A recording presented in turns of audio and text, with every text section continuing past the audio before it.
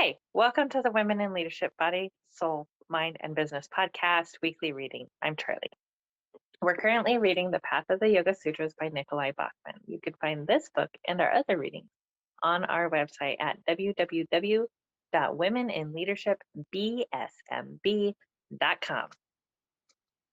This week we're on chapter 45, Citta-Prasadana, Purification of the Heart-Mind. Do you have the patience to wait till your mud settles and the water is clear? Lao Tzu. Clarity and peace of mind are the keys to inner and therefore outer happiness. Cultivating these qualities is given quite a bit of emphasis in the Yoga Sutras, which mention several methods for doing so. With a clear heart mind, we register events accurately, communicate honestly, and live with integrity.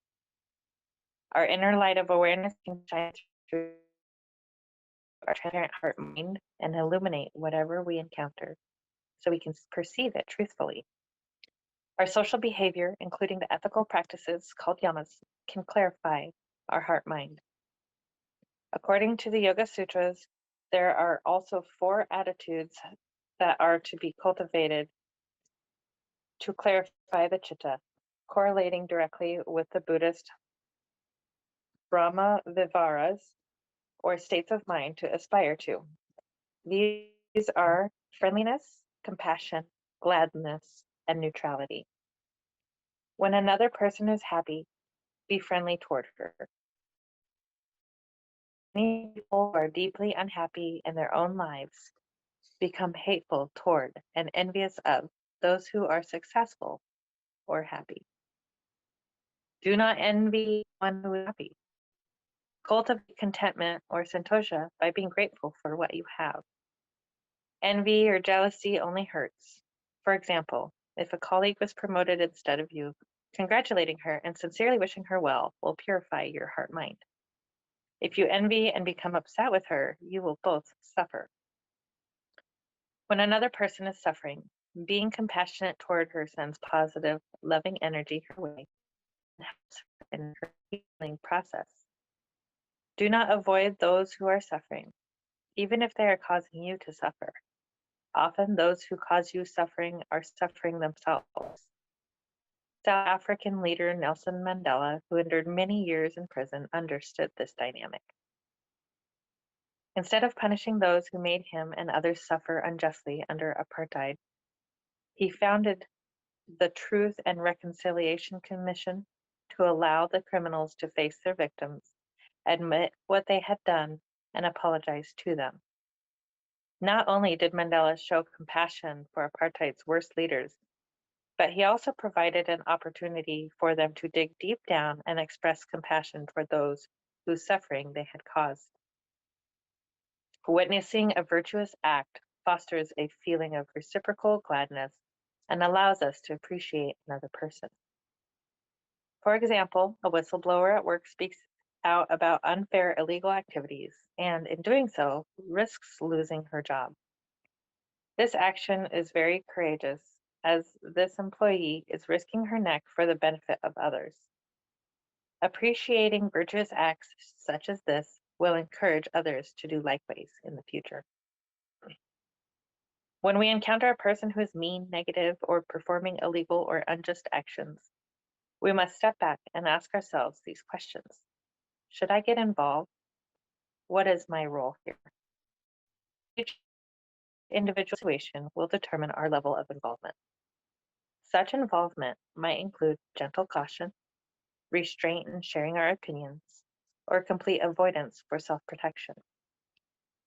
It is up to you to judge the best course of action using discernment, or viveka. We may tend to shelter ourselves from anyone we consider a bad influence. Keeping good company is important for our own growth and support. Yet for us to positively affect those who need it most requires some contact. If our kindness is stronger than another's meanness, then we should be able to influence that person more than he can influence us. On the other hand, if we have not cultivated enough kindness energy, a very mean person will likely have a negative influence on us. It is important not to exclude others and to be able to interact with all sorts of people, though we must also learn who we can trust and who we should be cautious around in order to protect our own personal progress toward inner happiness. Arousing positive emotions as an antidote to negative emotions purifies the heart mind. When a negative experience inspires us to become a better person, or we put ourselves in someone else's shoes in order to understand that person's point of view, we are increasing our awareness and thereby clarifying Citta.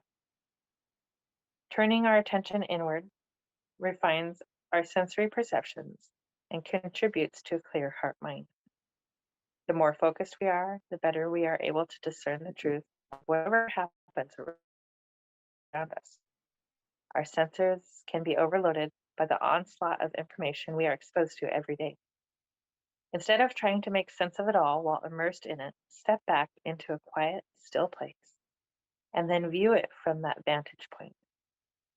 Watching events unfold from a quiet yet alert state of mind, we become as focused and still as a cat is just before pouncing on a mouse or nabbing a grasshopper.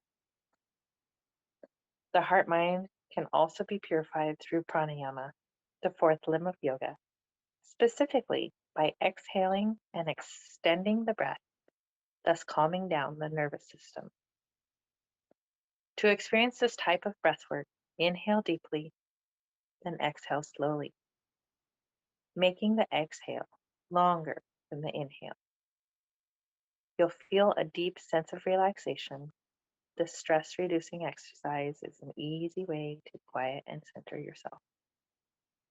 When our heart mind is free from sorrow and filled with light, clarification is easier. Working through our inner issues by practicing Kriya Yoga gradually weakens negativity and strengthens positive behavior. As we reduce our load of pain and suffering, our helpful thoughts and emotions predominate, reducing the veil of ignorance and clearing a way for our inner light of awareness to illuminate our consciousness with knowledge and wisdom. Citta-Prasadana is an integral part of the gradual process of yoga. As long as we are moving ourselves in a positive direction, diligently and sincerely, the residue of past experience will thin out on the lens of our heart mind, and our ever-present light of knowledge can be experienced within.